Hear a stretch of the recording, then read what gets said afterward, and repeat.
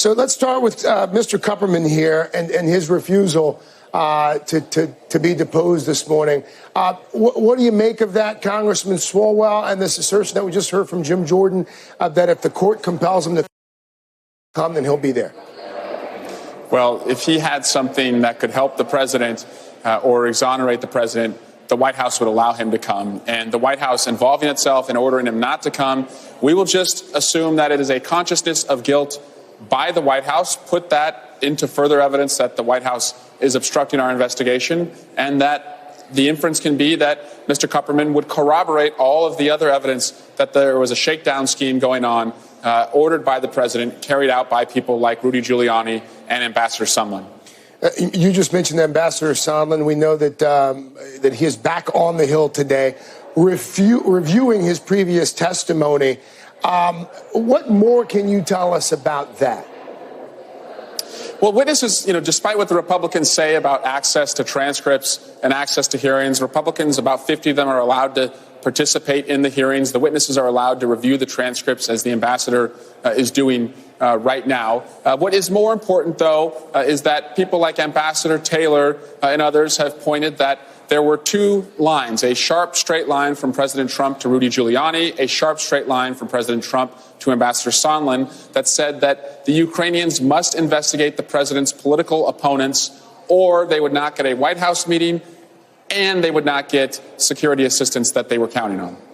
Until now, at least, things have moved fairly quickly. You've got significant testimony from multiple administration officials.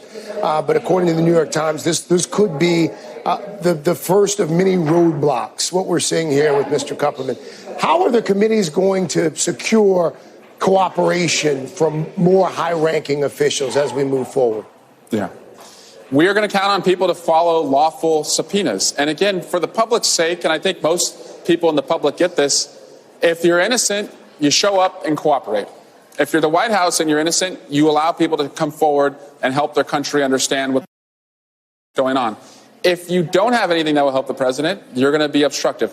What I don't understand, though, I understand why the White House, with a guilty conscience, would order these witnesses not to show up. I cannot understand why my Republican colleagues, who want to make sure that Congress, as an independent branch of government, has an ability to investigate an executive branch, would just play party to what the White House is doing and greenlight their obstructive acts.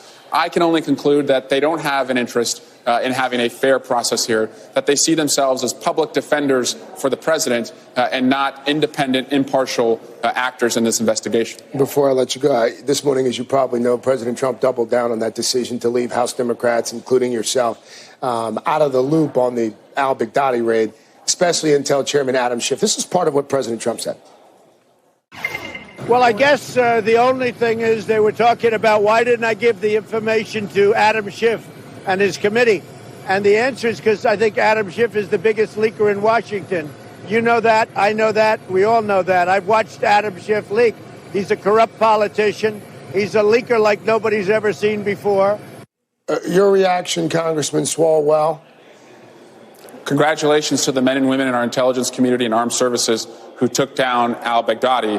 But the president gave the information to Vladimir Putin first. The president, if he wants to talk about leakers, leaked in the Oval Office national security information to the Russians. The president has private meetings with Vladimir Putin and kicks everyone out and takes the interpreter's notes. He is the leaker. He put Russia above the Speaker of the House and informing Democrats. I think that's a bad precedent to set, and it says a lot about where his loyalty lies.